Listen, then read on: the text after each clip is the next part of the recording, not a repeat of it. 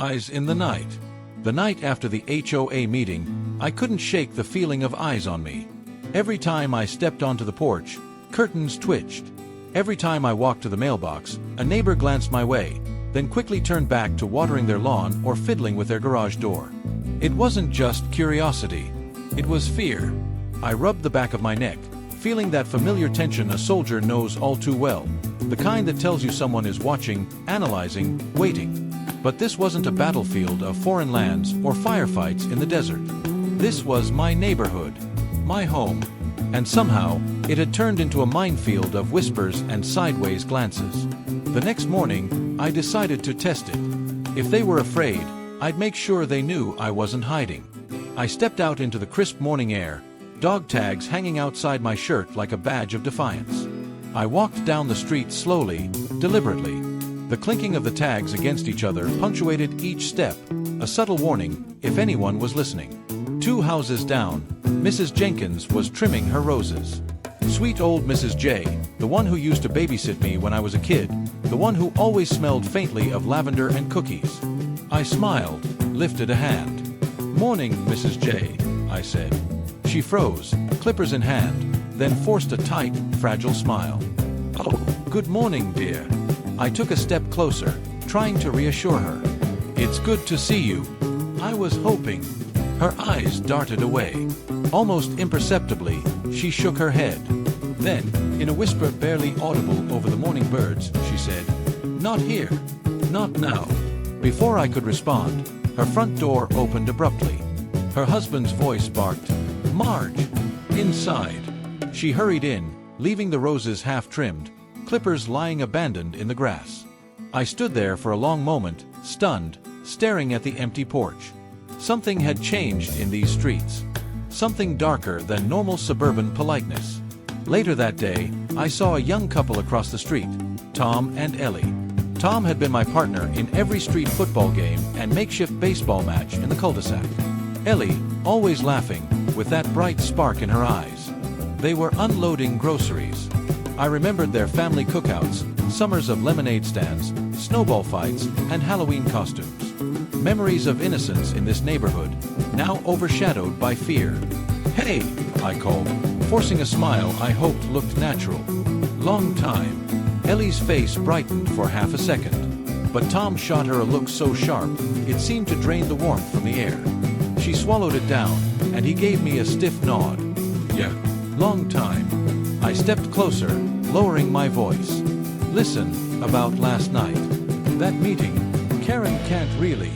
"Drop it," Tom said, cutting me off sharply. Ellie shifted uncomfortably, eyes flicking to their front window as if expecting someone to be watching. "You don't get it, man," Tom continued, voice low and tense. "Don't poke the bear. She'll destroy you." I frowned. "She's just one woman with a binder." His laugh was humorless, a dry rasp in the morning air. One woman with a binder and the whole board wrapped around her finger. "You think you're the first person she's gone after? Ask the Martins." "Oh wait, you can't. She forced them to sell." "Or the Parkers. Same thing. Everyone who stands up to her either pays through the nose or leaves." Ellie finally spoke, voice trembling. "Please, just keep your head down. Don't make it worse." And just like that, they hurried inside, leaving me standing there with groceries still sitting in their open trunk. That evening, I sat on the porch with a cold beer, letting the tension of the day seep out of my shoulders. The crickets were chirping, the streetlights casting long shadows over neat lawns. And then I saw him, a boy on a bike, riding slow loops around the cul-de-sac. Couldn't have been more than 12. He kept glancing at me. Curiosity, hesitation, fear. Finally, he coasted up to the edge of my driveway. "You're Mr. Henderson's son, right?" he asked. "Yeah," I said. "And you are?" "Danny. We live 2 streets over." He leaned closer, lowering his voice like he was about to spill a secret. "My mom says you should be careful. Karen doesn't like you." I smirked, trying to keep it light. "Thanks for the warning." He hesitated, then added, his small shoulders slumping, "She didn't like my dad either. He built a treehouse for me. So made him tear it down. Said it didn't fit the neighborhood aesthetic." The words hit harder than any threat Karen could throw. This wasn't about fines or flags. This was about crushing families, taking joy and small freedoms, leaving a neighborhood gasping under fear.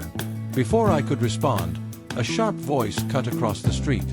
"Danny, home now." A woman stood at the corner, arms crossed, glaring at me like I was poison. Danny flushed red, muttered, "Sorry," and pedaled away. I watched him go, jaw tight, the weight of that story settling in my chest. By sundown, I understood. This neighborhood wasn't free. It wasn't a community. It was a kingdom. And Karen was the tyrant on the throne. The neighbors weren't silent because they didn't care. They were silent because they were terrified. Terrified of fines. Terrified of foreclosure. Terrified of losing everything. I took a deep breath, letting the last light of day fade behind me. And I made a silent vow. Karen ruled with fear, but fear was something I'd faced before. And unlike my neighbors, I wasn't going to run from it. Because this wasn't just about my father's house anymore. This was about every rose bush clipped too short, every flag torn down, every family silenced by a petty tyrant with a binder. The neighbors didn't know it yet, but their war was my war now. And I was going to win it, for all of them. The walls of fear. The next morning, I woke to the sound of my neighbor's sprinklers, mechanically hissing across the lawn. The sun was rising, but the light did nothing to ease the weight pressing down on me. After last night, the streets didn't feel like home anymore. They felt like a cage. I stepped outside, hands shoved into my pockets. Each lawn I passed seemed manicured not out of pride, but fear. Flowers pruned to exact height. Bushes clipped just so. And behind every window, a pair of eyes watched. Calculated. Waiting. It started small. I tested the waters again. A subtle wave at Mr. and Mrs. Carver across the street, who were sipping coffee on their porch. No response. Not even a glance. Just the faint click of a newspaper folding in their hands, as if to say, "Keep your distance." I realized then, fear had turned my neighbors into ghosts in their own homes. Voiceover cue. Soft, tense strings, camera pans down cul-de-sac. I needed to understand how deep it went. How Karen had clawed her way into the very bones of this neighborhood. So I started asking discreet questions. It was always the same. Hesitation, tight smiles, shifts of weight, and then the words, almost whispered, "She'll make life miserable. They'll come after you. Just don't." I dug deeper. The Martins. Forced out. The Parkers. Same story. Foreclosure threats, fines piling up, neighbors turning their backs, afraid to say anything. A pattern emerged. Karen had built a system where fear was stronger than loyalty, where silence was survival. I realized I was walking into a war I hadn't chosen, against a woman who wasn't just petty. She was methodical, precise, ruthless. And she wasn't alone. Her board followed her like loyal soldiers, nodding to every decision, rubber-stamping her edicts. I decided to gather evidence, quietly. Filing cabinets, digital records, old meeting minutes, anything that could prove the depth of Karen's tyranny. Inside the HOA office, I noticed something strange. Every visitor looked over their shoulder, hesitant. The receptionist smiled politely, but with a tension that made my skin crawl. I asked about old permits, renovations, flags. She shuffled papers, glanced at the clock, and finally said, "You really don't want to dig too deep. Some things, they're better left alone." Her tone was almost apologetic, but I heard the warning loud and clear. Karen had made everyone complicit. Fear wasn't just a weapon, it was a shield. Even the young ones weren't immune. Danny's story from the other night kept replaying in my mind. A boy too small to fight back, already carrying the weight of his parents' submission. I thought about what that treehouse must have meant to him, the simple joy of building something your own hands created, and how Karen had stolen that. I started noticing other small, almost invisible signs of fear in the neighborhood. Mailboxes left unopened, in case fines arrived. Sidewalk chalk drawings erased overnight. Bikes chained up, hidden in garages. Each symbol a testament to control, subtle but absolute.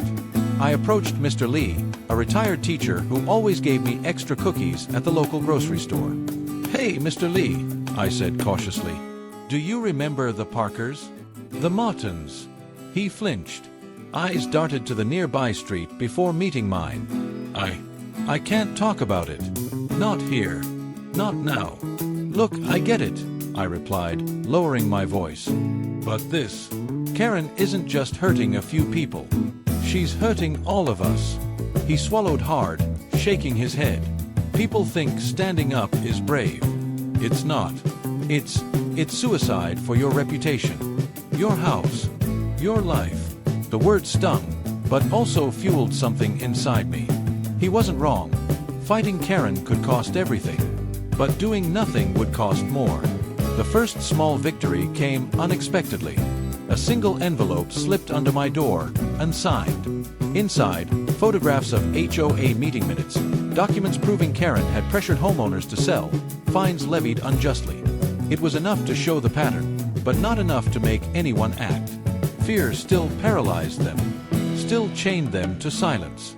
I realized the next step would require more than facts. It would require courage. Courage my neighbors didn't yet have. Courage I had to find for both of us. That night, I pored over the papers. Rain started to patter against the roof, small drops rolling down the windows like quiet witnesses. I traced names, dates, fines, and notices. Every line told a story of power abused, trust broken, and lives disrupted. Then it hit me. Karen didn't just control the present, she controlled history. No one dared speak up, because every precedent was used as a weapon. Every house that resisted had been punished. Every family that tried had been silenced. And yet, somewhere in the midst of all this, I felt the spark of possibility. If Karen built her empire on fear, maybe fear could be turned back on her. Not reckless, not wild. Strategic, calculated, like a game of chess played with lives instead of pawns. I stepped outside, rain cooling my face. A few neighbors were visible through their windows, curtains twitching, always watching. I lifted a hand, not to wave, but to show them I was ready. I wouldn't hide. I wouldn't back down. Then, from the corner of my eye, I saw movement. Another child. A shadow darting between the cars. A message, a reminder. Even the smallest voices had stories. Even the most silent eyes had courage buried somewhere. I clenched my jaw. The war wasn't just mine anymore. It was theirs too. If only they could remember what it felt like to be free. By the time darkness fell, I had a plan. Small steps. Calculated actions. A way to show the neighbors that fear could be resisted. That silence wasn't the only option. Karen had made this neighborhood a kingdom of shadows. But shadows disappear in the light. And I intended to bring a dawn they wouldn't see coming. The showdown. The letter trembled in my hand as I stepped outside. Dawn had barely broken, and the neighborhood was quiet. Too quiet. The kind of quiet that smothered every whisper of life, leaving only tension in its place. Pause. Slow breathing narration. Karen's house was across the street, perfect as always. Shutters aligned. Lawn manicured to military precision.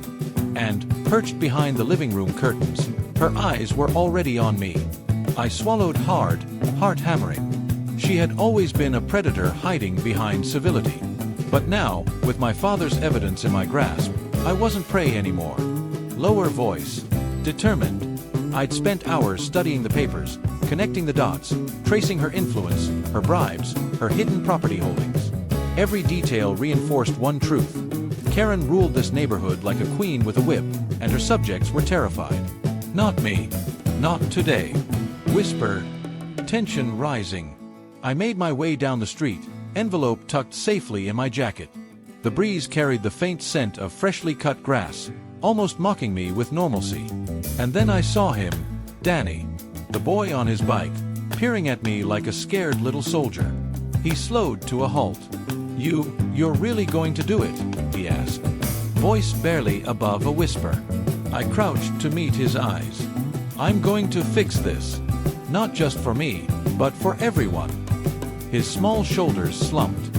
"Mom says, be careful. She's scary." I smiled, though it didn't reach my eyes.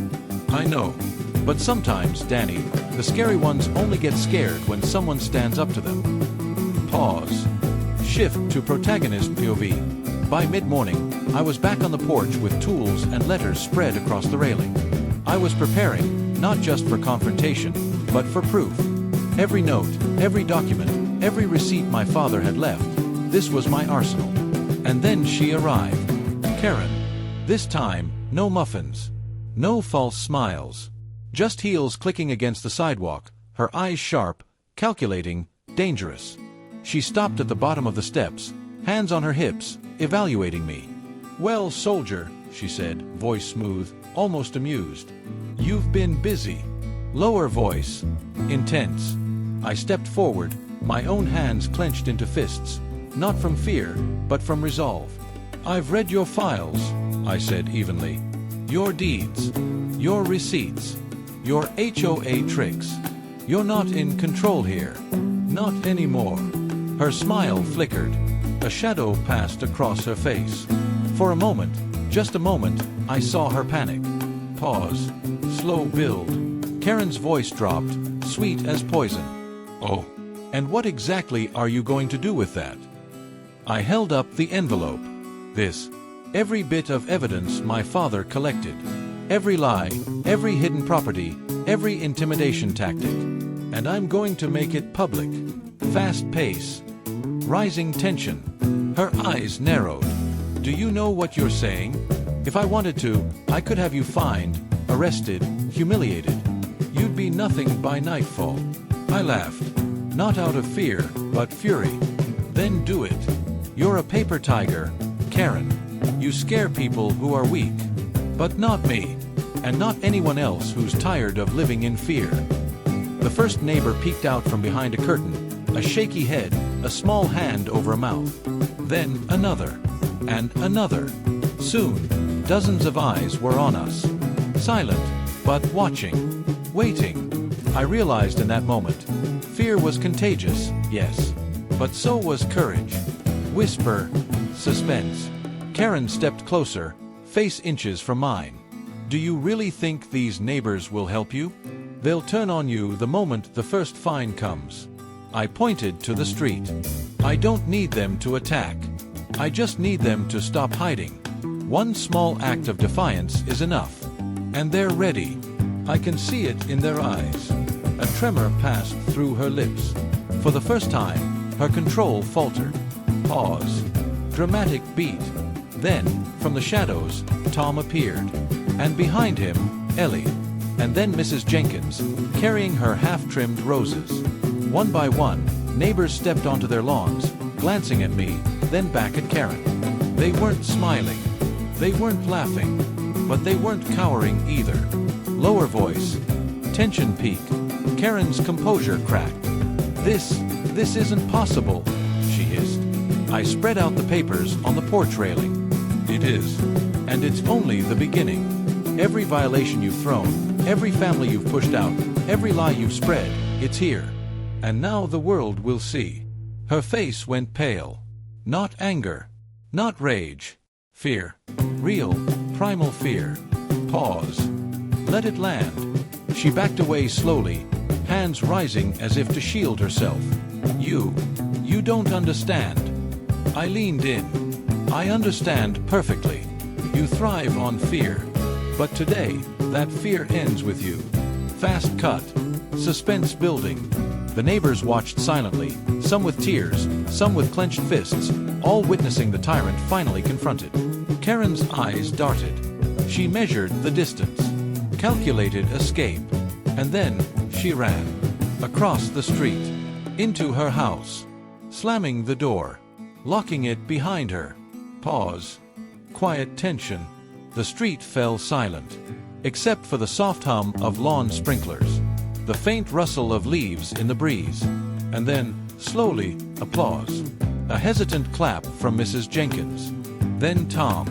Then Ellie. More neighbors followed. The sound grew, not mocking, not loud, but deliberate, a neighborhood reclaiming itself, one small gesture at a time. Lower voice. Reflective, slow. I sank onto the porch swing, the envelope clutched to my chest. Dawn had broken fully now, the light soft and warm, casting long shadows across the lawns. Karen hadn't won. And she wouldn't. Not today. Not ever again. For the first time since I returned to this house, I felt something I hadn't felt in years. Hope. Whisper. The neighbors weren't scared anymore. And neither was I. Pause. Suspenseful close. But I knew one thing. This wasn't the end. It was only the beginning. The war for the neighborhood had just shifted. And I was ready for it.